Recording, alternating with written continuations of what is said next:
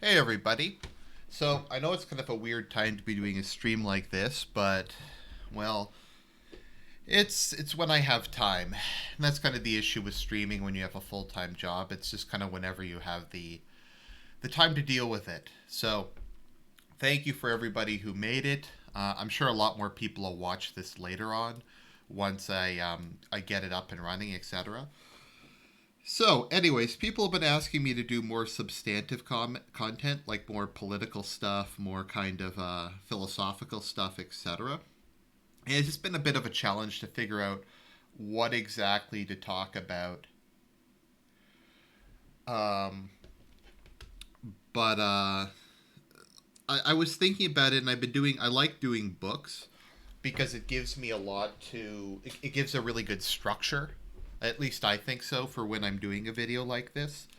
Because I can comment on what's going on. We can go through the book together. It's just kind of good for a lot of reasons. You can do that. You can interact with the chat. But I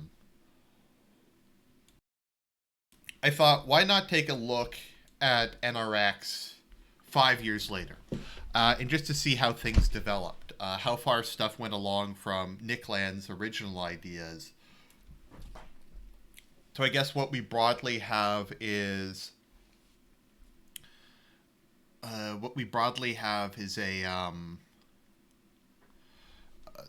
today we call the dissident right. Whether or not the alt right is still a thing is kind of a matter of personal opinion. Some people would say that the alternate right is dead. Some people would say it and the dissident right are the same, but yeah. So let's stop rambling, and I'll get into the actual topic for today. So, what was the Dark Enlightenment? The Dark Enlightenment was a document made by Nick Land, who I believe was more of a kind of a techno libertarian futurist. And what the purpose of it was really to start to call into question, was the Enlightenment a good thing? Because more or less for the last couple hundred years, but particularly since World War II and the kind of ascent of progressive liberalism, there's this idea that the best thing was liberal democracy, that everything that came out of the Enlightenment, and to a lesser extent, the French Revolution was good, that it was moving humanity in the right direction, that things like feminism, uh, globalism, things like the UN, things like anti racism laws, that these were all good things and they were leading society towards an enlightened conclusion. And Nick Land's kind of thesis, and what eventually developed into what we call NRX or neo reactionaries, was a um, was an attempt to kind of take that on the face value, to say, okay, was the Enlightenment a good thing? Is there alternative schools of thought beyond just the Enlightenment? Is there kind of other ways of looking at the world that we've really kind of rejected out of hand, and is it worth taking a second look at them? And kind of the definition I came up with at the time, to differentiate between the Dark Enlightenment and the neo reaction and traditional reaction, is the is that traditional reaction, I think, was based on the idea of more nostalgia for the past than neo reaction was. It was, this is the way things had been, and it was people who were looking at the French Revolution or looking at the Enlightenment or the Protestant Reformation, seeing the societal chaos it had, and said, I wish I could just go back to the way it was. Whereas with NRX or neo reaction, I think it's more scientific in a sense. It's more people looking at what things worked, what things didn't work, and coming to kind of the same conclusions as earlier reactionaries, albeit with a very different, I guess you could say, epistemological foundation. They do look very different. Neo reaction looks a lot more, I guess you could say, rationalistic. It's much less of a, it's much more of a constructed ideology, and less of kind of like a common sense preference for the past. And there's benefits and there's disadvantages to that. The benefits are it's a lot more intellectually easy to argue. The drawbacks are it has less public appeal. because the public, it doesn't necessarily tap into a shared consciousness in the way that some other forms of political thought do. So the Dark Enlightenment for a while kind of emerged as being one of the progenitors of what we would eventually come to call the alt right. Oh, sorry, the dissident right is the term I use that encapsulates all anti-liberal ideologies that emerged within the 2010s, including the alt right, NRX, etc. So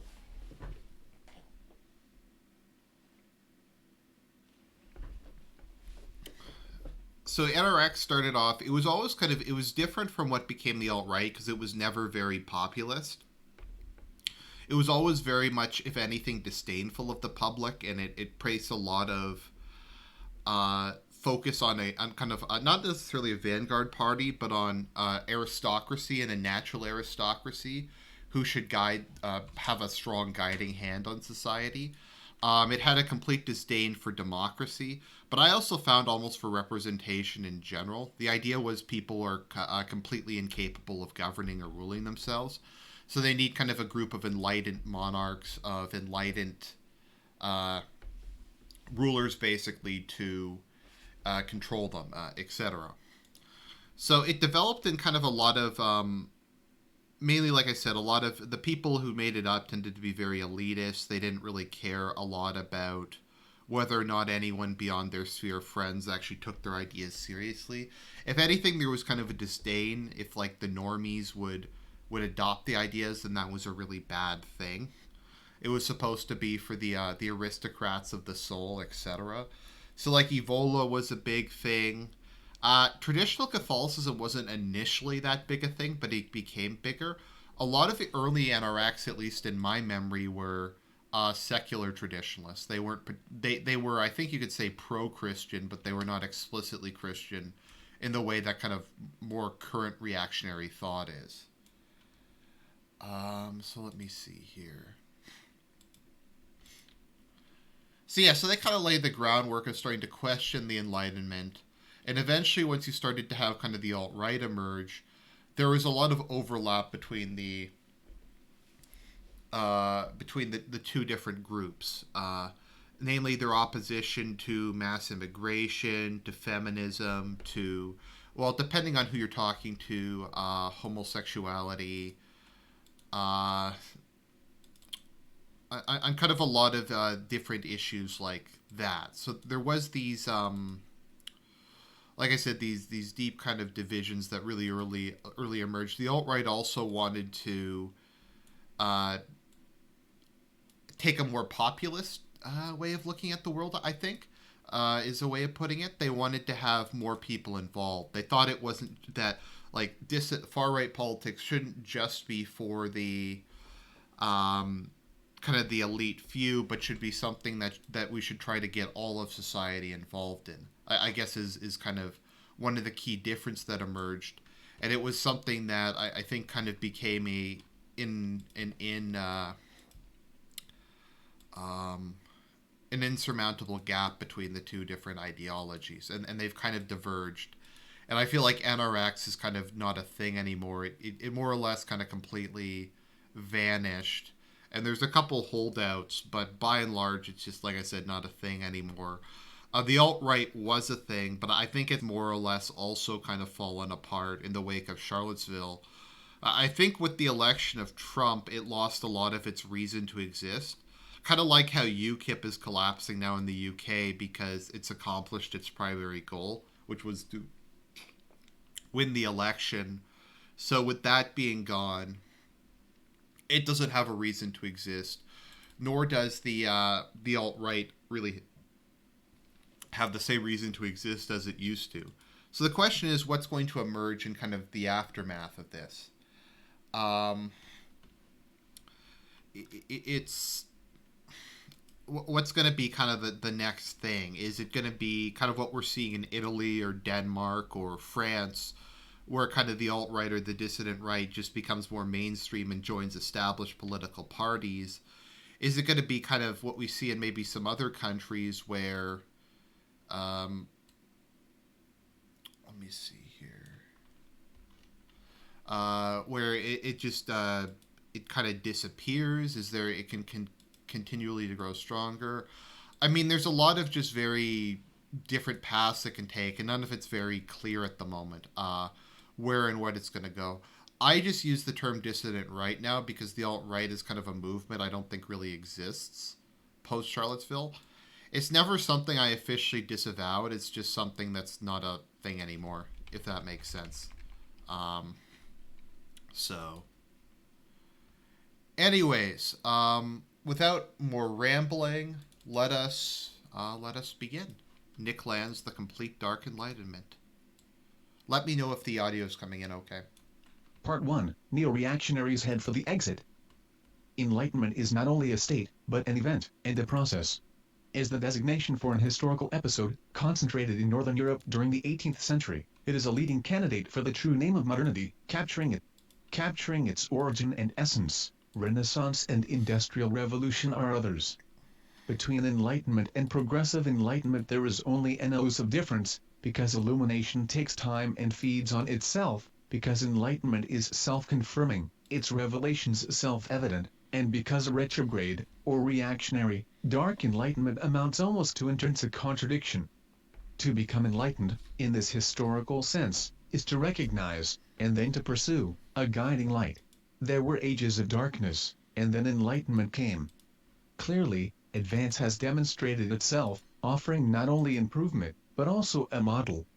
Furthermore, unlike a Renaissance, there is no need for an enlightenment to recall what was lost, or to emphasize the attractions of return. The elementary acknowledgement of enlightenment is already Whig history in miniature. Once certain enlightened truths have been found self-evident, there can be no turning back, and conservatism is preemptively condemned predestined to paradox.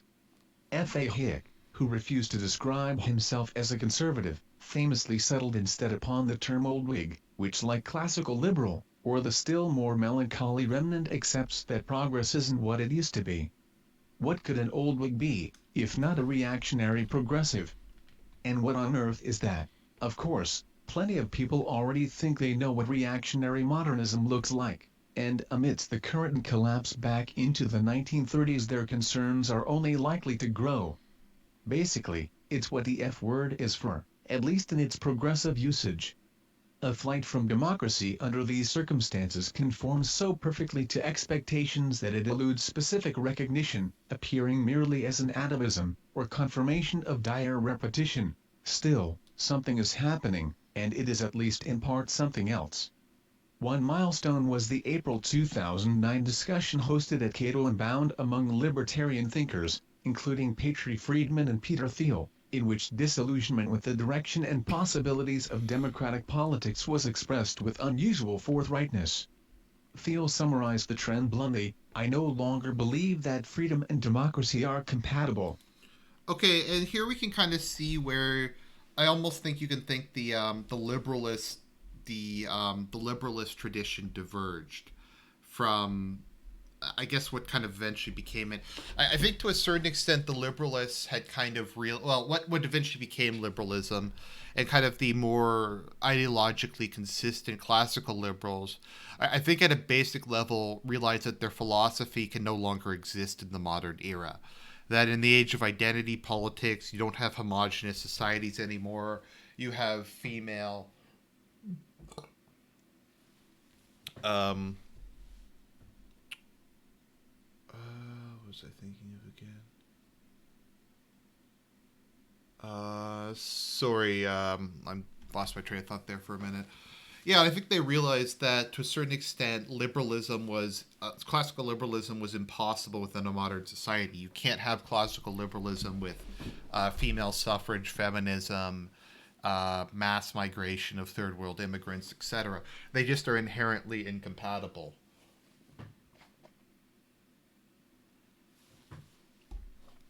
But yeah, so you have that, and the problem with the liberalist policy platform is they still cling to this idea that classical liberalism, or as they would describe it, freedom, is compatible with democracy, which it isn't.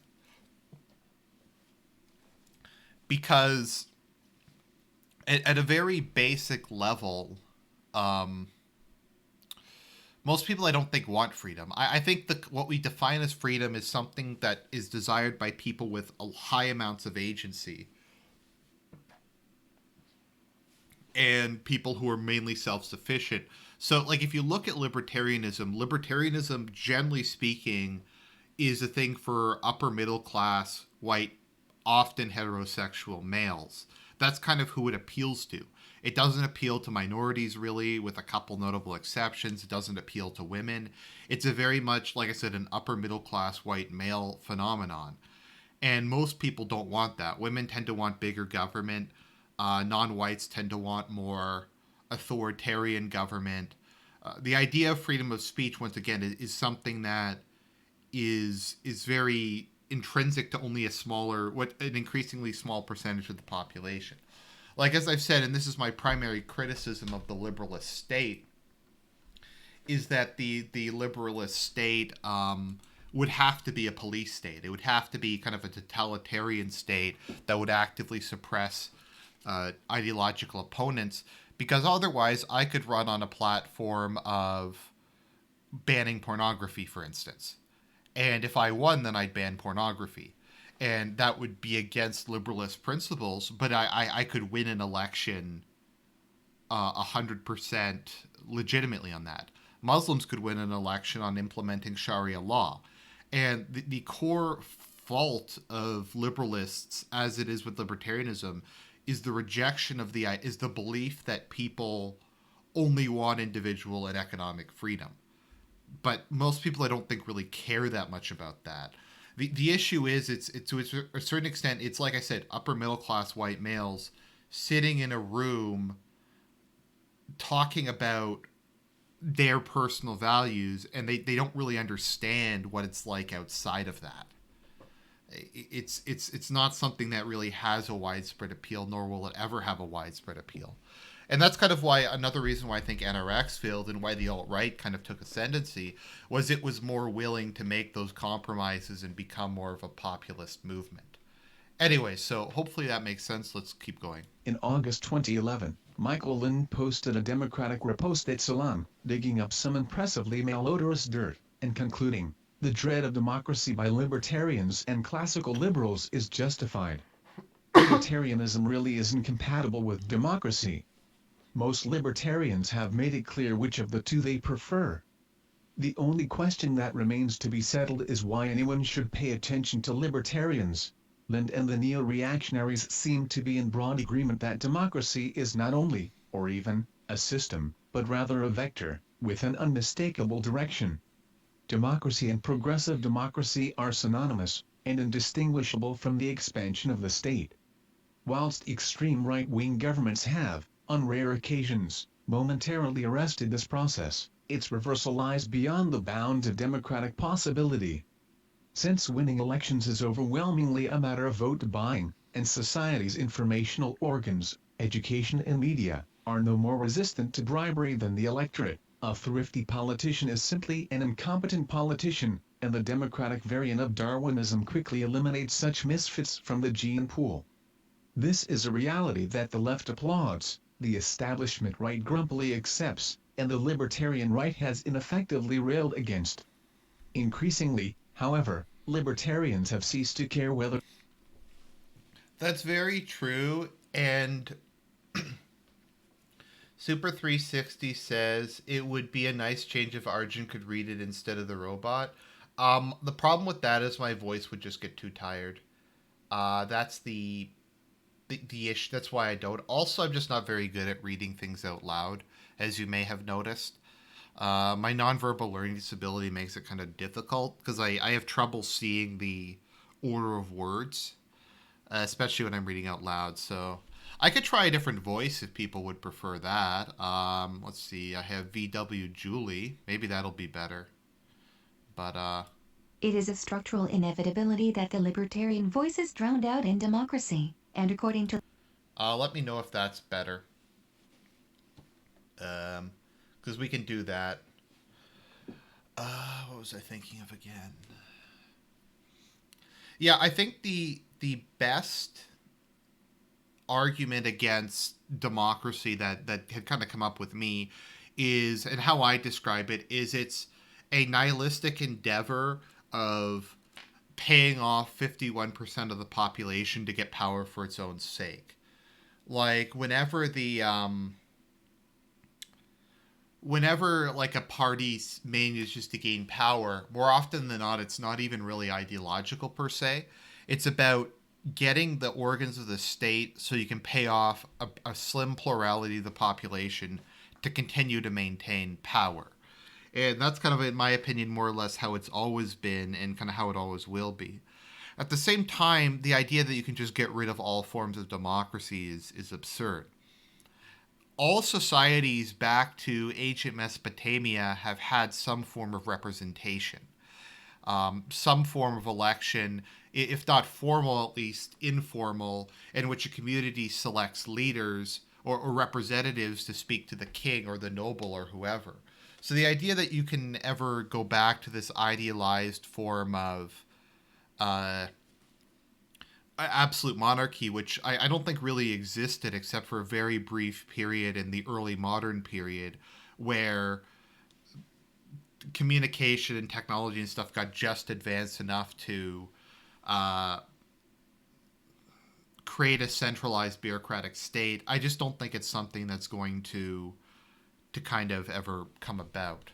Nor is it, in my view, particularly desirable. Because I think, for an instance, the reason why I think Tsarist Russia might have been able to survive a lot longer if they had granted very reasonable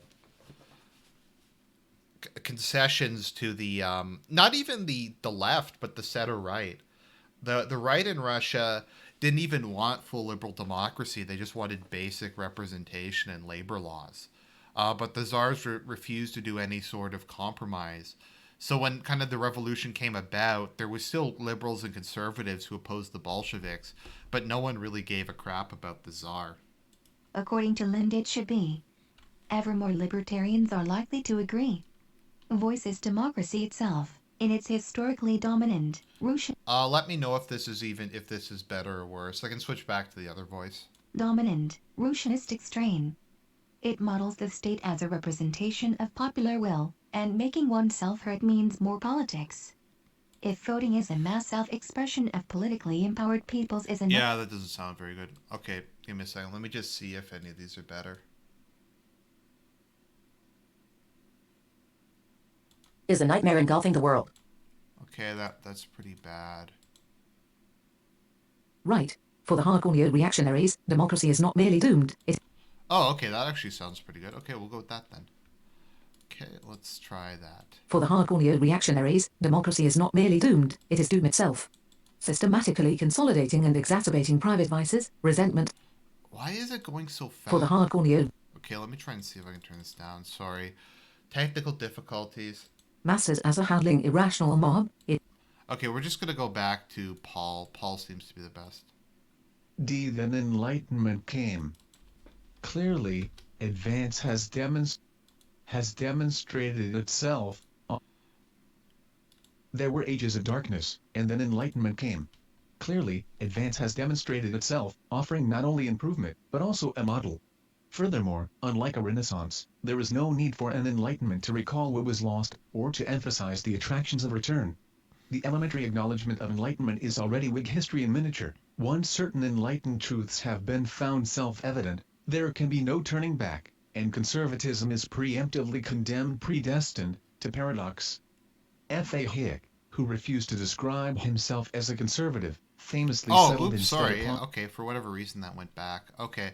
Let me just take a note of when this is so I can cut this out of the final thing. It's not always evident. I do try to cut out at least some of the parts where I'm having technical difficulties when I'm doing these. I know it doesn't always seem obvious, but that's just kind of the nature of streaming. It is what it is. Where the progressive Enlightenment sees political ideals, the dark Enlightenment sees appetites. It accepts that governments are made out of people, and that they will eat well. Setting its expectations as low as reasonably possible, it seeks only to spare civilization from frenzied, ruinous, gluttonous debauch. From Thomas Hobbes to Hans Hermann Hoppe and beyond, it asks, How can the sovereign power be prevented or at least dissuaded from devouring society? It can. By the way, if anybody has a suggestion for a better text to speech program I can use, like where the voice sounds a bit more natural, let me know and I'll try to get it. I'm using Kurzweil at the moment, just that's what I have left over from when I was in university. But if there's something like better that will actually work, I'll consider that. Society? It consistently finds democratic solutions to this problem risible, at best. Hoppe advocates an anarcho-capitalist private law society, but between monarchy and democracy he does not hesitate, and his argument is strictly Hobbesian. As a hereditary monopolist, a king regards the territory and the people under his rule as his personal property and engages in the monopolistic exploitation of this property. Under democracy, monopoly and monopolistic exploitation do not disappear. Rather, what happens is this: instead of a king and a nobility who regard the country as their private property, a temporary and interchangeable caretaker is put in monopolistic charge of the country. The caretaker does not own the country, but as long as he is in office he is permitted to use it to his and his protégés' advantage. He owns its current usufruct but not its capital stock. This does not eliminate exploitation. To the contrary, it makes exploitation less calculating and carried out with little or no regard to the capital stock. Exploitation becomes short-sighted and capital consumption will be systematically promoted. Political. So this is kind of the argument for monarchy. Once again, the issue with democracy, in my opinion, is it is the nihilistic attempt to gain power in order to get enough to use the state and loot the state to pay off your political supporters, which is kind of the issue. And part of it is you want to, it's kind of a game like musical chairs where you want to loot the state, but loot the state in a way that it doesn't, the economy doesn't go through readjustment under your rule. So you want to rule for maybe like 10 to 20 years, then have another party then lose the election deliberately, have another party come in, have them blamed for everything, and then regain power.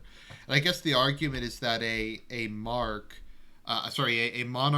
because they theoretically own society, which is actually quite rare, at least outside of Eastern Europe. A patrilineal state is not that common an idea, at least in my humble opinion. There's often a lot more, I guess you could say, diversity in how governments functioned. But the idea is by having someone who rules for life, they have more of a incentive to look towards the past, present, and future of their state, which is, in my view, kind of a mixed bag.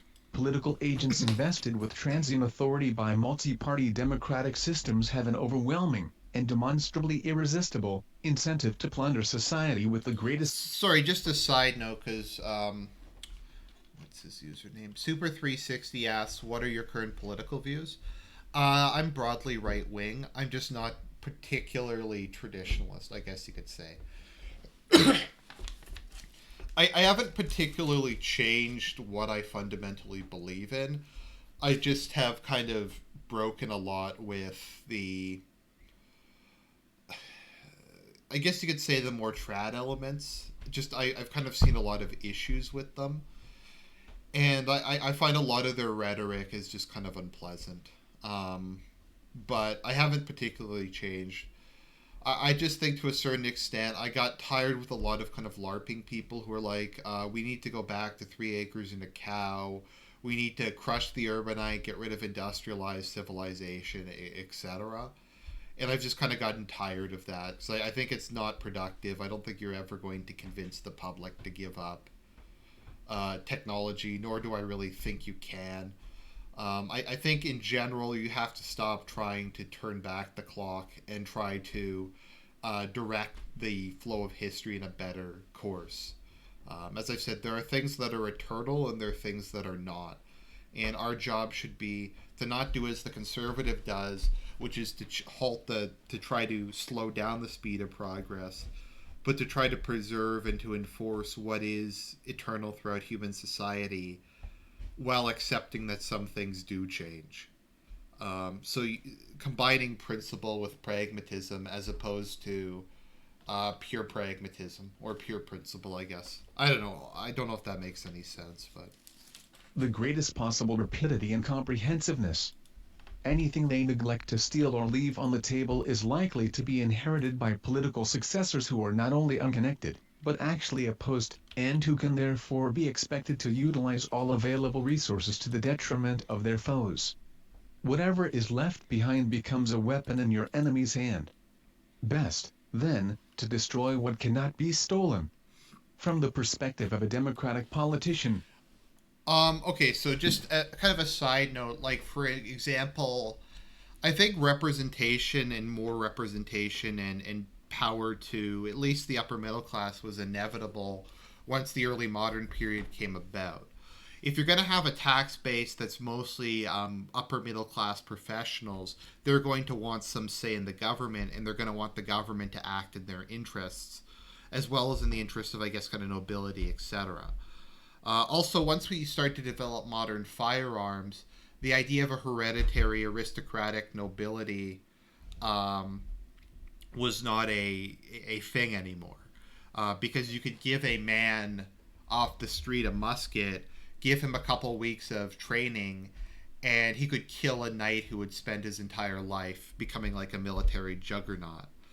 So I think to a certain extent, aristocracy was doomed to eventually kind of at least change in nature, and you were going to see an emergence of the middle class. And I don't think there was really any alternative to that.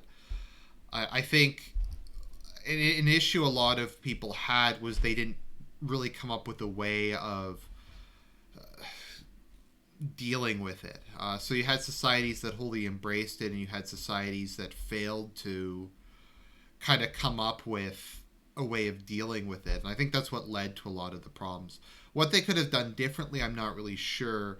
I'm just looking at, like I said, I think Russia could have preserved the monarchy had they made very reasonable uh, concessions. Like, if you look at the early Russian elections they had, the center right tended to win them. Conservatives, generally upper class conservatives, tended to win. But as time went on, it became more and more radical until you get to the Russian elections before the revolution, in which it's entirely radical liberals on the right and communists on the left, and there wasn't anything resembling a right wing movement anymore. politician, any type of social good that is neither directly appropriable nor attributable to their own partisan policy is sheer waste, and counts for nothing, whilst even the most grievous social misfortune, so long as it can be assigned to a prior administration or postponed until a subsequent one, figures in rational calculations as an obvious blessing. The long-range techno-economic improvements and associated accumulation of cultural capital that constituted Let me turn this up a bit. social progress in its old Whig sense are in nobody's political interest. Once democracy flourishes, they face the immediate threat of extinction. Civilization, as a process, is indistinguishable from diminishing time preference, or declining concern for the present in comparison to the future.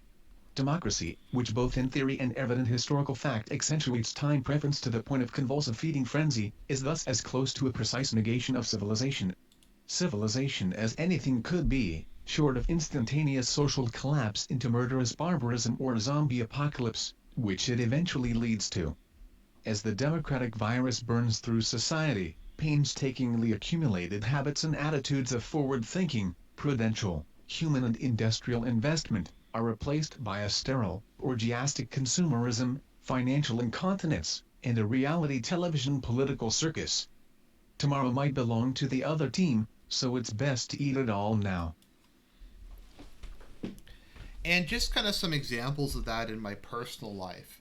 Pretty much no one in my family will leave anyone an inheritance. I know my great aunt recently died, and she left all of her money to charity, which is something I have a big issue with. I don't think you should leave your money to charity when you die. I think you should leave it to your relatives. I don't know if you want to call them your successors, but other members of your family. You can ask in your will that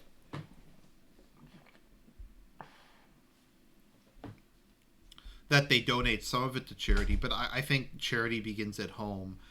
And the truth of the matter is, I doubt I'll get an inheritance. I'm not going to get any inheritance probably from my grandparents because they will have spent all their money on random stuff. I doubt I'll get any inheritance from my parents for the same reason. In traditional societies, a majority of your wealth in many cases would come from inheritance. But at least in my experience, most of the people I know aren't going to get any and won't get any. And so they're kind of left to completely make their own fortune, which is very hard to do in modern world.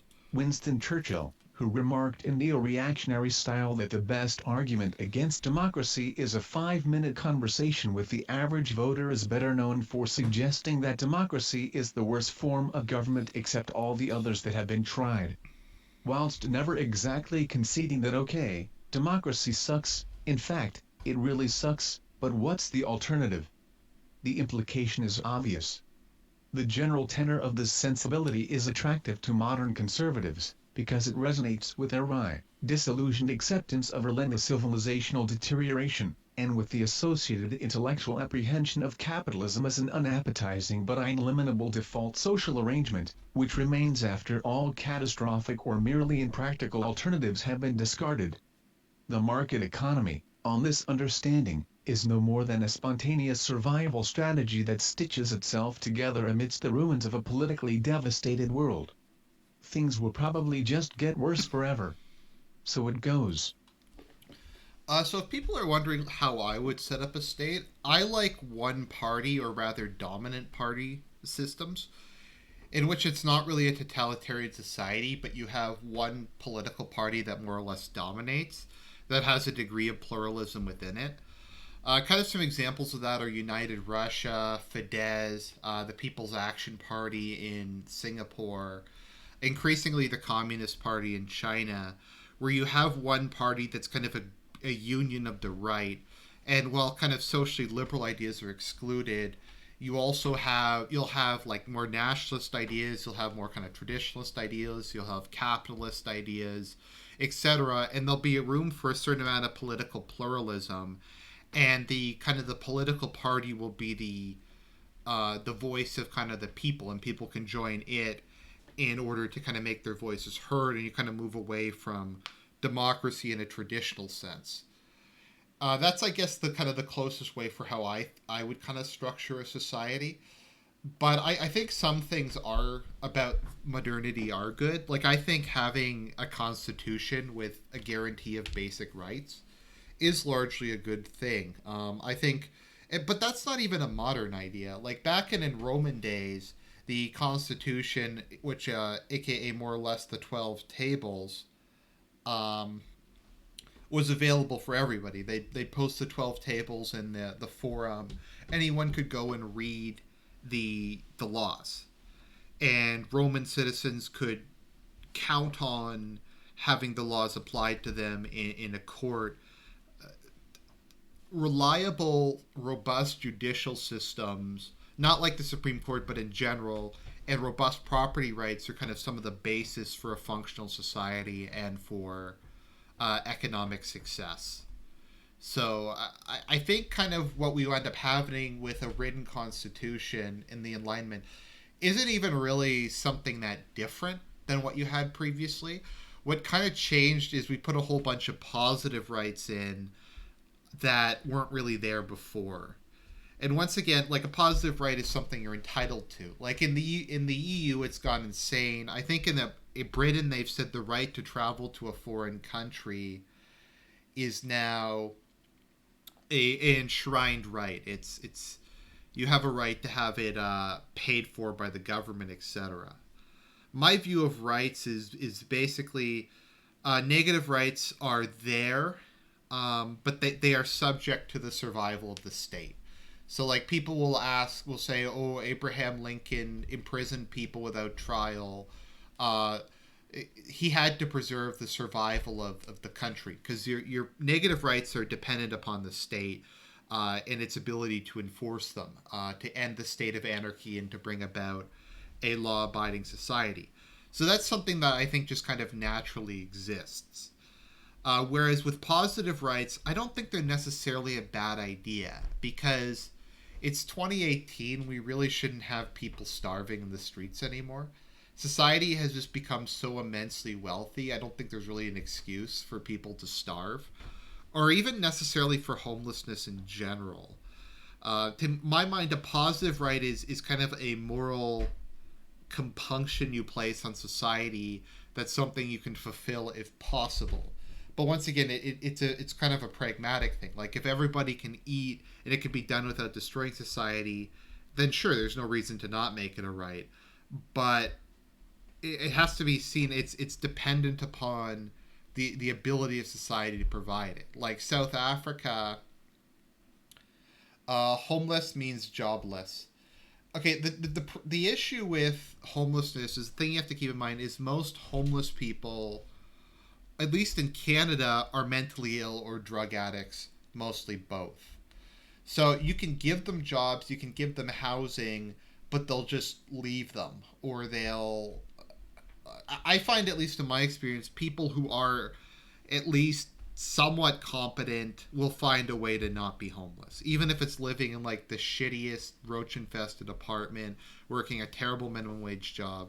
They'll manage it. Whereas like a homeless person, if you give them housing or whatever, often they'll just leave because they have no agency and they're not functional. Anyways, that was kind of my rant about rights. Hopefully that makes sense. Goes. So, what is the alternative?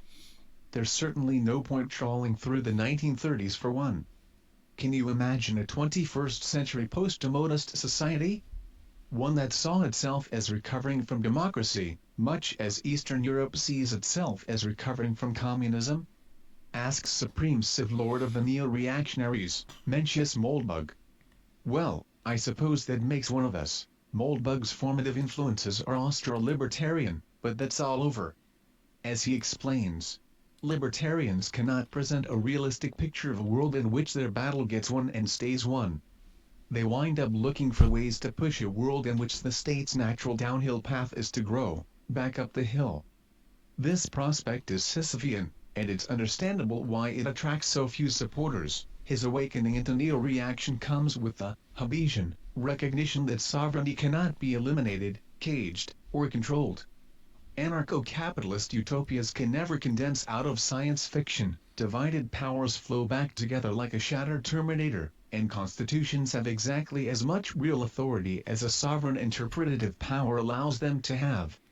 The state isn't going anywhere because, to those who run it, it's worth far too much to give up, and as the concentrated instantiation of sovereignty in society, nobody can make it do anything. If the state cannot be eliminated, Moldbug argues, at least it can be cured of democracy, or systematic and degenerative bad government, and the way to do that is to formalize it. This is an approach he calls neo-cameralism. To a neo-cameralist, a state is a business which owns the country. A state should be managed, like any other large business, by dividing logical ownership into negotiable shares, each of which yields a precise fraction of the state's profit. A well-run state is very profitable. Each share is one vote, and the shareholders elect a board, which hires and fires manager. Okay, this just sounds like pure autism to me. Managers. This business's customers are its residents. A profitably managed neo-cameralist state will, like any business, serve its customers efficiently and effectively. Misgovernment equals mismanagement. First, The only country that's run this way is Singapore, and I frequently, I think, referred to Singapore as being the best run country on earth, which it is because it's basically a one-party state that's fairly conservative and is a technocracy that's just run on pretty much purely utilitarian means. But Singapore works pretty well. Then again, I don't know if the model's really exportable because Singapore has the unique unique position of being in one of the world's major trade hubs, not having to deal with a large population or a large amount of territory. firstly, it is essential to squash the democratic myth that a state belongs to the citizenry. The point of neo-cameralism is to buy out the real stakeholders in sovereign power, not to perpetuate sentimental lies about mass enfranchisement. Unless ownership of the state is formally transferred into the hands of its actual rulers, the neo-cameral transition will simply not take place, power will remain in the shadows, and the democratic farce will continue. So, secondly, the ruling class must be plausibly identified. It should be noted immediately, in contradistinction to Marxist principles of social analysis, that this is not the capitalist bourgeoisie. Logically, it cannot be. The power of the business class is already clearly formalized, in monetary terms, so the identification of capital with political power is perfectly redundant. It is necessary to ask, rather, who do capitalists pay for political favors, how much these favors are potentially worth, and how the authority to grant them is distributed. This requires, with a minimum of moral irritation, that the entire social landscape of political bribery, lobbying is exactly mapped, and the administrative, legislative, judicial, media, and academic privileges accessed by such bribes are converted into fungible shares. Insofar as voters are worth bribing, there is no need to entirely exclude them from this calculation, although their portion of sovereignty will be estimated with appropriate derision. The conclusion of this exercise is the mapping of a ruling entity that is the truly dominant instance of the democratic polity. Moldbug calls it the cathedral, Calls the it the formalization autism. of political powers. Thirdly, allows for the possibility of effective government. Once the universe of democratic corruption is converted into a freely transferable shareholding in GovCorp, the owners of the state can initiate rational corporate governance, beginning with the appointment of a CEO. As with any business, the interests of the state are now precisely formalized as the maximization of long-term shareholder value. There is no longer any need for residents, clients, to take any interest in politics whatsoever. In fact, to do so would be to exhibit semi-criminal proclivities. If GovCorp doesn't deliver acceptable value for its taxes, sovereign rent, they can notify its customer service function, and if necessary take their custom elsewhere. GovCorp would concentrate upon running an efficient, attractive, vital, clean, and secure country, of a kind that is able to draw customers. No voice, free exit. Now this might and does work in East Asia. I don't think this could work with white people or other racial groups. I think this would work, like I said, within the Asian mind. But in general, it just I don't know. It just kind of seems like autism to me. Exit. Although the full neo-cameralist approach has never been tried, its closest historical equivalents to this approach are the 18th century tradition of enlightened absolutism as represented by Frederick the Great, and the 21st century non-democratic tradition as seen in lost fragments of the British Empire such as Hong Kong, Singapore and Dubai. All city states. Well, I guess Dubai is virtually a city state. Dubai. These states appear to provide a very high quality of service to their citizens, with no meaningful democracy at all. That's because they're extremely wealthy and extremely small. All. They have minimal crime and high levels of personal and economic freedom. They tend to be quite prosperous. They are weak only in political freedom, and political freedom is unimportant by definition when government is stable and effective. In European classical antiquity, democracy was recognized as a familiar phase of cyclical political development, fundamentally decadent in nature, and preliminary to a slide into tyranny. Today this classical understanding is thoroughly lost, and replaced by a global democratic ideology, entirely lacking in critical self-reflection, that is asserted not as a credible social scientific thesis, or even as a spontaneous popular aspiration, but rather as a religious creed, of a specific, historically identifiable kind, a received tradition I call universalism, which is a non-theistic Christian sect. Some other current labels for this same tradition, more or less synonymous, are progressivism, multiculturalism, liberalism, humanism, leftism, political correctness, and the like. Universalism is the dominant modern branch of Christianity on the Calvinist line, evolving from the English dissenter or Puritan tradition through the Unitarian, Oh boy, here we go, guys. It's time for some crazy autism. transcendentalist, and progressive movements. Its ancestral briar patch also includes a few sideways sprigs that are important enough to name but whose Christian ancestry is slightly better concealed, such as Rousseauvian lacism, Benthamite utilitarianism, Reform Judaism, Comtean positivism, German idealism, Marxist scientific socialism, Sartrean existentialism, Heideggerian postmodernism, etc., etc., etc. Universalism, in my opinion, is best described as a mystery cult of power. It's as hard to imagine universalism without the state as malaria without the mosquito.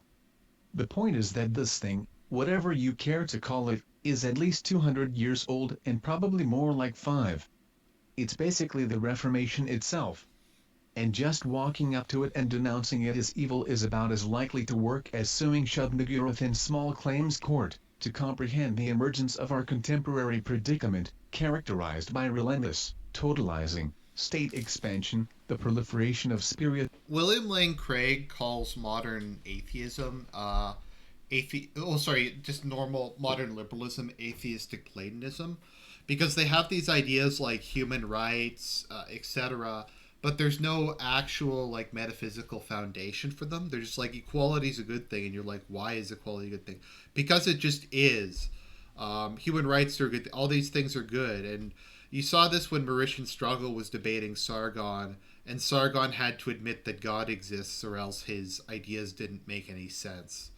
So it's atheistic Platonism. It's also post Christianity or post monotheism, um, where it's they basically want to take all the benefits that came from having kind of a monotheistic worldview, but without any of the responsibilities inherited to it. So like you had a lot of responsibilities under when the world was Christian, but we're going to get rid of those. We're going to get rid of things like the traditional family, etc., because those things reduce my ability to have my cummies. But we're going to keep all the stuff I find convenient.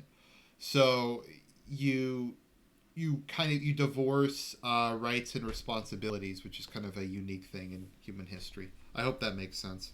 Spurious positive human rights, claims on the resources of others backed by coercive bureaucracies, politicized money, reckless evangelical wars for democracy, and comprehensive thought control arrayed in defense of universalistic dogma, accompanied by the degradation of science into a government public relations function. It is necessary to ask how Massachusetts came to conquer the world, as I remember Obama, I think it was Obama, said the purpose of NASA is to make Muslims feel good about their contributions to science, which isn't me being facetious. I think he said something exactly like that. world, as Moldbug does. With every year that passes, the international ideal of sound governance finds itself approximating more closely and rigidly to the standards set by the grievance studies departments of New England universities. This is the divine providence of the renters and levelers, elevated to a planetary teleology, and consolidated as the reign of the cathedral. The cathedral has substituted its gospel for everything we ever knew. Consider just the concerns expressed by America's founding fathers, compiled by Liberty Klinger. Comment number 1, here. A democracy is nothing more than mob rule, where 51% of the people may take away the rights of the other 49%. Thomas Jefferson, democracy is 2 wolves and a lamb voting on what to have for lunch. Liberty is a well-armed lamb contesting the vote. Benjamin Franklin, democracy never lasts long. It soon wastes, exhausts, and murders itself. There never was a democracy yet that did not commit suicide. John Adams, democracies have ever been spectacles of turbulence and contention, have ever been found incompatible with personal security or the rights of property, and have in general been as short in their lives as they have been violent in their death. James Madison, we are a republican government. Real liberty is never found in despotism or in the extremes of democracy. It has been observed that a pure democracy, if it were practicable, would be the most perfect government. Experience has proved that no position is more false than this. The ancient democracies in which the people themselves deliberated never possessed one good feature of government. Their very character was tyranny. Alexander Hamilton, more on voting with your feet, and the incandescent genius of Moldbug. Next, added note, March 7. Don't trust the attribution of the Benjamin Franklin quote, above. According to Barry Popick, the saying was probably invented by James Bavard, in 1992. Bavard remarks elsewhere, there are few more dangerous errors in political thinking than to equate democracy with liberty. Part 2, the arc of history is long, but it bends towards zombie apocalypse. I think I've said in the past, the rape of NASA is, I think, the worst thing Obama ever did, or one of the worst things. I'm a huge fan of NASA. I'm a huge fan of the space program. I think it represented some of the highest ideals and the highest human achievement. Just the kind of things that we were able to achieve as a civilization with it. Like I remember when I saw the pictures of Pluto come in from New Horizons, I actually teared up. Just it's fantastical. I mean, think about it. We were able to launch a spacecraft, like was it billions of miles across the galaxy, to take pictures of this like ball of dust and rock that had been a mystery for most of people didn't even know it existed for most of human history. And now not only is it there, but we uncovered it, we have pictures of it, we have like we found all these other exoplanets that happen to exist. I mean it's fascinating. It kind of it's I like having this grand project that kind of lifts us up beyond the earth and makes us kind of look to the stars again. Even if it is secular, it does, in my mind, fill me with the majesty of God's creation and just how beautiful it is. Apocalypse. David Gruber. It strikes me that if one is going to pursue this to its logical conclusion, the only way to have a genuinely democratic society would also be to abolish capitalism in this state. Marina Citrin. We can't have democracy with capitalism. Democracy and capitalism don't work together. Here, via John J. Miller. That's always the trouble with history. It always looks like it's over. But it never is. Mencius Moldbug. Googling democracy and liberty together is highly enlightening, in a dark way. In cyberspace, at least, it is clear that only a distinct minority think of these terms as positively coupled. If opinion is to be judged in terms of the Google spider and its digital prey, by far the most prevalent association is disjunctive, or antagonistic, drawing upon the reactionary insight that democracy poses a lethal menace to liberty, all but ensuring its eventual eradication. Democracy is to liberty as gargantua to a pie. Surely you can see that we love liberty, to the point of gut rumbling and salivation. Steve H. Hank lays out the case authoritatively in the short essay on democracy versus liberty, focused upon the American experience. Most people, including most Americans, would be surprised to learn that the word democracy does not appear in the Declaration of Independence, 1776, or the Constitution of the United States of America, 1789. They would also be shocked to learn the reason for the absence of the word democracy in the founding documents of the USA. Contrary to what propaganda has led the public to believe, America's founding fathers were skeptical and anxious about democracy. They were aware of the evils that accompany a tyranny of the majority. The framers of the Constitution went to great lengths to ensure that the federal government was not based on the will of the majority and was not, therefore, democratic. If the framers of the Constitution did not embrace democracy, what did they adhere to? To a man, the framers agreed that the purpose of government was to secure citizens in John Locke's trilogy of the rights to life, liberty and property. He elaborates, Sorry, I have to. Have you even read Locke? The Constitution is primarily a structural and procedural document that itemizes who is to exercise power and how they are to exercise it. A great deal of stress is placed on the separation of powers and the checks and balances in the system. These were not a Cartesian construct or formula aimed at social engineering, but a shield to protect the people from the government. In short, the Constitution was designed to govern the government, not the people. The Bill of Rights establishes the rights of the people against infringements by the state. The only thing that the citizens can... It's funny how much kind of like normie conservatism there is within this. Like these are things that like Glenn Beck or Mark Levin are kind of more mainstreamy conservatives would say. Citizens can demand from the state, under the Bill of Rights, is for a trial by a jury. The rest of the citizens' rights are protections from the state. For roughly a century after the Constitution was ratified, private property, contracts and free internal trade within the United States were sacred. The scope and scale of the government remained very constrained. All this was very consistent with what was understood to be liberty. As the spirit of reaction digs its tentacles into the brain, it becomes difficult to remember how the classical, or non-communist, progressive narrative could once have made sense. What were people thinking? What were they expecting from the emerging super-empowered, populist, cannibalistic state? Wasn't the eventual calamity entirely predictable? How was it ever possible to be a Whig, The ideological credibility of radical democratization is not, of course, in question. As thinkers ranging from Christian progressive, Walter Russell Mead to atheistic reactionary, Mencius Moldbug have exhaustively detailed, it conforms so exactly to ultra-Protestant religious enthusiasm that its power to animate the revolutionary soul should surprise nobody. Within just a few years of Martin Luther's challenge to the papal establishment, peasant insurrectionists were stringing up their class enemies all over Germany. The empirical credibility of democratic advancement is far more perplexing, and also genuinely complex, which is to say controversial, or more precisely, worthy of a data-based, rigorously argued controversy. In part, that is because the modern configuration of democracy emerges within the sweep of a far broader modernistic trend, whose techno-scientific, economic, social and political strands are obscurely interrelated, knitted together by misleading correlations, and subsequent false causalities. If, as Schumpeter argues, industrial capitalism tends to engender a democratic bureaucratic culture that concludes in stagnation, it might nevertheless seem as though democracy was associated with material progress.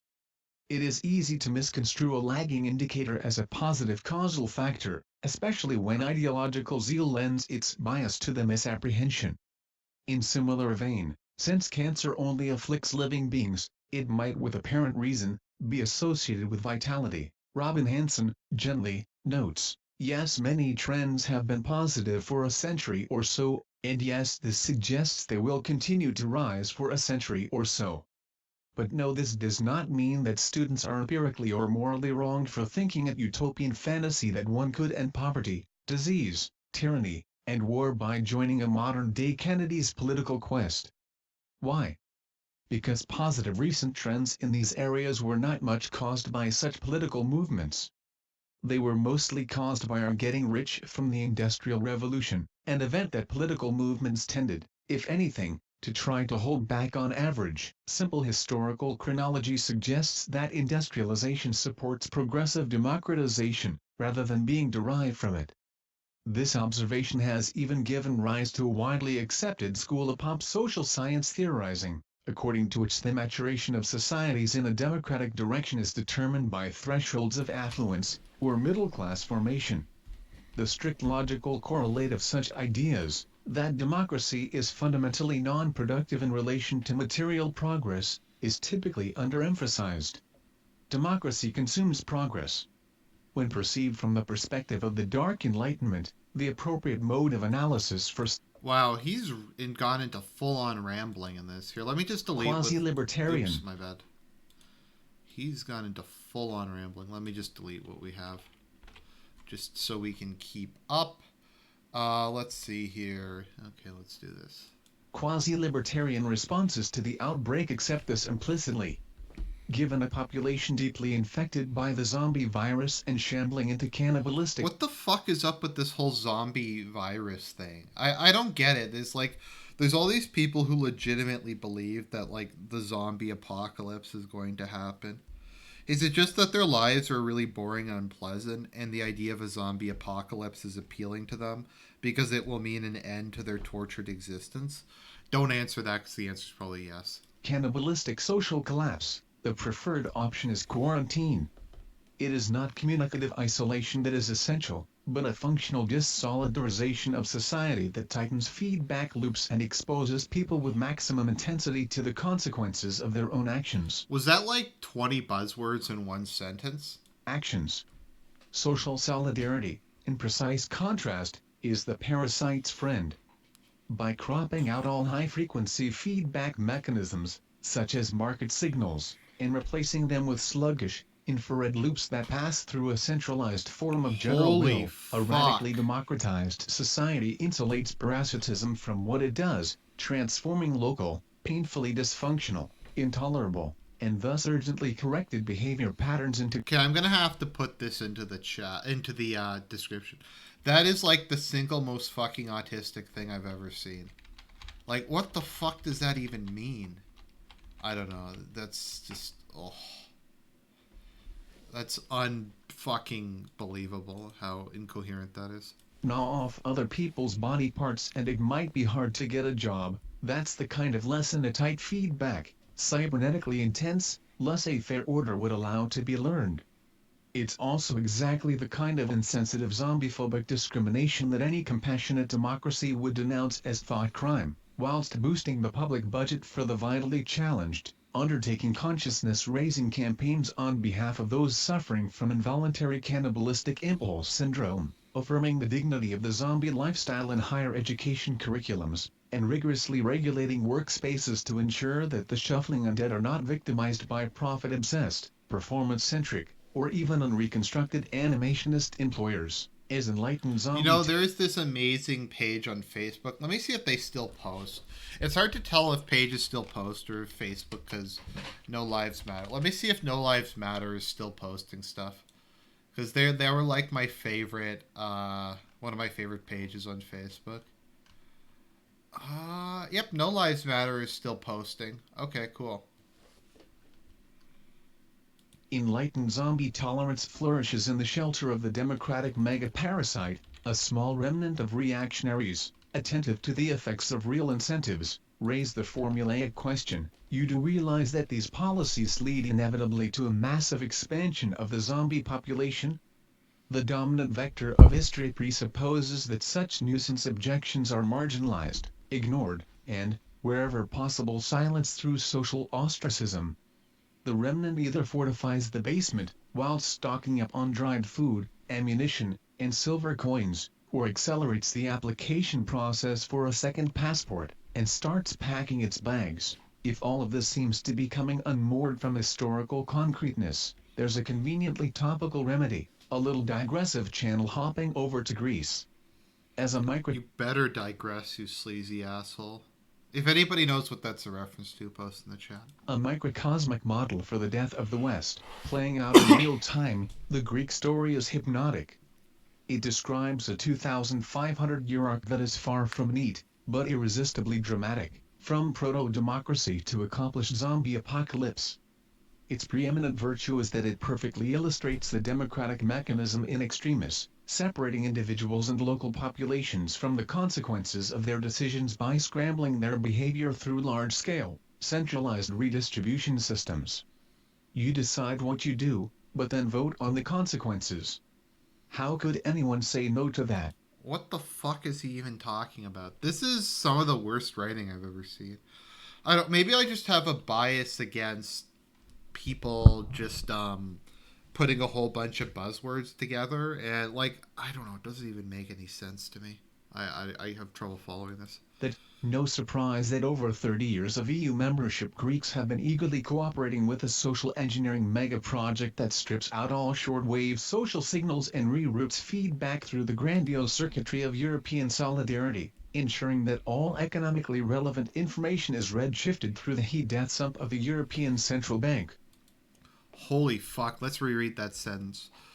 No surprise that over 30 years of EU membership, Greeks have been eagerly cooperating with a social engineering mega project, like a Dyson swarm, I guess, that strips out all shortwave social signals and reroutes feedback through the grandiose circuitry of European solidarity, ensuring that all economically relevant information is red-shifted through the heat death sump of the European Central Bank. Most specifically, it has conspired with Europe to obliterate all information that might be contained in Greek interest rates, thus effectively disabling all financial feedback on domestic policy choices. That's the most that's an unfucking readable sentence. It's the most pretentious thing I've ever read. Bank. Most specifically, it has conspired with Europe to obliterate all information that might be contained in Greek interest rates, thus effectively disabling all financial feedback on domestic policy choices. This is democracy in a consummate form that defies further perfection, since nothing conforms more. This is pretentious writing in its dominant form, which defies further comprehension. More exactly to the general will than the legislative abolition of reality, And nothing delivers the hemlock to reality more definitively than the coupling of Teutonic interest rates with East Mediterranean spending decisions. Live like Hellenes and pay like Germans. Any political party that failed to rise to power on that platform deserves to scrabble for vulture-picked scraps in the wilderness. It's the ultimate no-brainer, in just about every imaginable sense of that expression. What could possibly go wrong? More to the point, what did go wrong? Mencius Moldbug begins his unqualified reservation series How Dawkins Got PWNED, or Taken Over Through an Exploitable Vulnerability, with the outlining of design rules for a hypothetical optimal mimetic parasite that would be as virulent as possible. It will be highly contagious, highly morbid, and highly persistent. A really ugly bug. In comparison to this ideological super plague, the vestigial monotheism derided in the God delusion would figure as nothing worse than a moderately unpleasant head cold. What begins as abstract mem tinkering concludes as grand sweep history, in the dark Enlightenment. Holy fuck. Okay, it looks like we're My. back. We're back to actually talking about something, and we're done with this fucking, 20 pages of just nothing. Like, what the fuck was that? I wish these people would just, they have to read Heidegger, they have to read Locke, and then make it based on that. Okay, here we go. My belief is that Professor Dawkins is not just a Christian atheist. Yes, he is a Christian atheist, because he holds to a lot of traditionally Christian ideas, but he wants them for free. Atheist. He is a Protestant atheist. One could say that Christian ideas are living in his head rent-free. Atheist. And he is not just a Protestant atheist. He is a Calvinist atheist. And he is not just a Calvinist atheist. He is an Anglo-Calvinist atheist. In other words, he can be also described as a Puritan atheist, a dissenter atheist, a nonconformist atheist, an evangelical atheist, etc., etc. This cladistic taxonomy traces Professor Dawkins' intellectual ancestry back about 400 years, to the era of the English Civil War. Except of course for the atheism theme, Professor Dawkins' kernel is a remarkable match for the renter, leveler, digger, Quaker, fifth monarchist, or any of the more extreme English dissenter traditions that flourished during the Cromwellian interregnum. Frankly, these dudes were freaks. Maniacal fanatics. Any mainstream English thinker of the 17th, 18th or 19th century, informed that this tradition, or its modern descendant, is now the planet's dominant Christian denomination, would regard this as a sign of imminent apocalypse. If you're sure they're wrong, you're more sure than me. Fortunately, Cromwell himself was comparatively moderate. The extreme ultra-Puritan sects never got a solid lock on power under the Protectorate. Even more fortunately, Cromwell got old and died, and Cromwellism died with him. Lawful government was restored to Great Britain, as was the Church of England, and dissenters became a marginal fringe again. And frankly, a damn good riddance it was. However, you can't keep a good parasite down. A community of Puritans fled to America and founded the theocratic colonies of New England. After its military... Yeah, but the Church of England became completely paused. I'm going to be honest, I would have become Anglican if the Anglican Church wasn't so paused. Even now, I probably would be Anglican instead of Catholic if it wasn't just so fucking paused, but it is, so... Military victories in the American Rebellion and the War of Secession, American Puritanism was well on the way to world domination. Its victories in World War I, World War II, and the Cold War confirmed its global hegemony. All legitimate mainstream thought on Earth today is descended from the American Puritans, and through them the English dissenters. Given the rise of this really ugly bug to world dominion, it might seem strange to pick on tangential figures such as Dawkins, but Moldbug selects his target for there are a lot of things I prefer about Anglicanism, like that it's more... I guess it has more room for, doctrinal flexibility. You can be more Calvinist or more Catholic. There's kind of more of a range of different traditions. Like, you can be more, I guess, clerical or more anti-clerical, etc. Also, just something that's kind of intrinsically English appeals to me. But the issue is it's so bad. The Anglican Church of Canada is horrendous. Given the rise of this really ugly bug to world dominion, it might seem strange to pick on tangential figures such as Dawkins, but Moldbug selects his target for exquisitely judged strategic reasons. Moldbug identifies with Dawkins' Darwinism, with his intellectual repudiation of Abrahamic theism, and with his broad commitment to scientific rationality. Yet he recognizes, crucially, that Dawkins' critical faculties Yes, shut off please hit the abruptly like and button. often comically at the point where they might endanger a still broader commitment to hegemonic progressivism. No, that's very true, and that's kind of my issue with Dawkins, is he won't accept the consequences of his actions. Like, he won't accept race realism. He won't accept that different cultures and different societies are different. His empiricism is not universally applied. If he was, because there are some people who are reductionist atheists in kind of these circles who are a lot more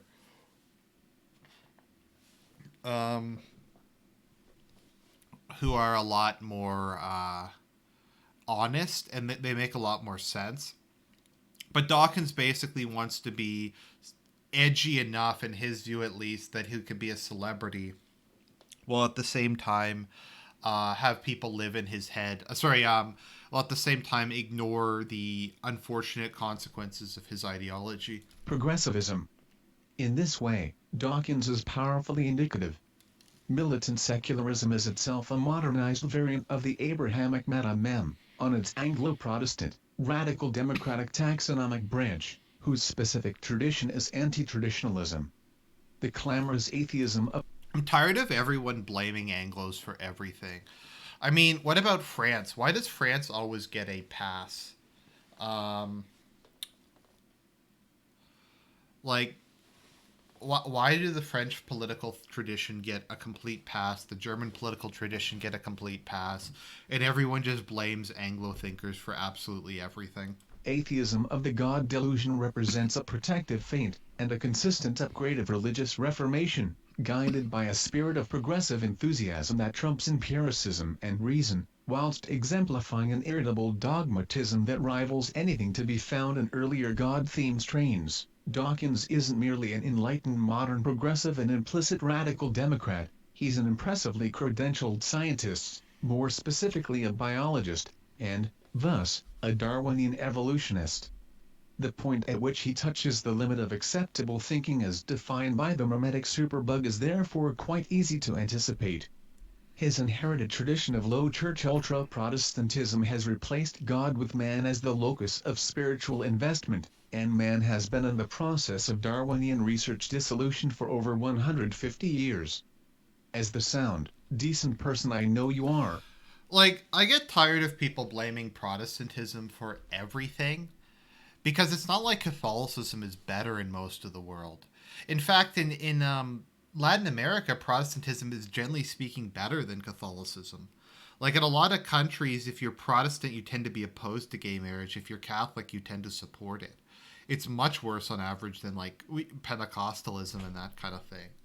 I mean, it's just to say that this is all comes from Protestantism, I think, is just very simplistic. Having gotten this far with Moldbug, you're probably already muttering under your breath, don't mention race, don't mention race, don't mention race, please, oh please, in the name of the zeitgeist and the dear sweet non-god of progress, don't mention race. But Moldbug is already citing Dawkins, citing Thomas Huxley in a contest which is to be carried out by thoughts and not by bites. The highest places in the hierarchy of civilization will assuredly not be within the reach of our dusky cousins. Which Dawkins frames by remarking, had Huxley been born and educated in our time, he would have been the first to cringe with us at his Victorian sentiments and unctuous tone. I quote them only to illustrate how the zeitgeist moves on. It gets worse. Moldbug seems to be holding Huxley's hand, and, EWWW. Doing that palm-stroking thing with his finger. This sure ain't vanilla libertarian reaction anymore, it's getting seriously dark, and scary. In all seriousness, what is the evidence for fraternism? Why, exactly, does Professor Dawkins believe that all neo-hominids are born with identical potential for neurological development? He doesn't say. Perhaps he thinks it's obvious. Whatever one's opinion on the respective scientific merits of human biological diversity or uniformity, it is surely beyond contention that the latter assumption, alone, is tolerated. Even if progressive universalistic beliefs about human nature are true, they are not held because they are true, or arrived at through any process that passes the laugh test for critical scientific rationality. They are received as religious tenets, with all of the passionate intensity that characterizes essential items of faith, and to question them is not a matter of scientific inaccuracy, but of what we now call political incorrectness, and once knew as heresy. To sustain this transcendent moral posture in relation to racism is no more rational than subscription to the doctrine of original sin, of which it is, in any case, the unmistakable modern substitute. The difference, of course, is that original sin is a traditional doctrine, subscribed to by an embattled social cohort, significantly underrepresented among public intellectuals and media figures, deeply unfashionable in the dominant world culture, and widely criticized if not derided without any immediate assumption that the critic is advocating murder, theft, or adultery. To question the status of racism as the supreme and defining social sin, on the other hand, is to court universal condemnation from social elites, and to arouse suspicions of thought crimes that range from pro-slavery apologetics to genocide fantasies. Racism is pure or absolute evil, whose proper sphere is the infinite and the eternal, or the incendiary sinful depths of the hyper-Protestant soul, rather than the mundane confines of civil interaction, social scientific realism, or efficient and proportional legality. The dissymmetry of effect, sanction, and raw social power attending old heresies and their replacements, once noticed, is a nagging indicator. A new sect reigns, and it is not even especially well hidden, yet even among the most hardened HBD constituencies, hysterical sanctification of plus good race think hardly suffices to lend radical democracy the aura of profound morbidity that Moldbug detects. That requires a devotional relation to the state. Anyways, I think that's probably good. How long have we been going? An hour and a half? I don't like to stream longer than an hour and a half because I start to become low energy. So, I think that kind of covers the first part of it. I talked a bit about the history of the Dissident Right. We've kind of covered the beginning of Nick Land's. I think overall we can really see the libertarian roots that are just something that don't exist anymore. It's very interesting to see something. So what's the term? What's the term for something that's completely out of place in time? Anachronistic. It's something that's so anachronistic. It's weird to see something, like I said, so anachronistic back in the from the day to continue on. But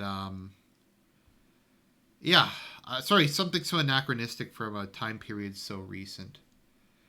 Anyways, so I hope you guys enjoyed the stream. We'll continue on sometime soon, and we will get through this. People have been asking me for some more political philosophy videos, and hopefully this kind of meets what you were looking for. Anyways, God bless, guys. Have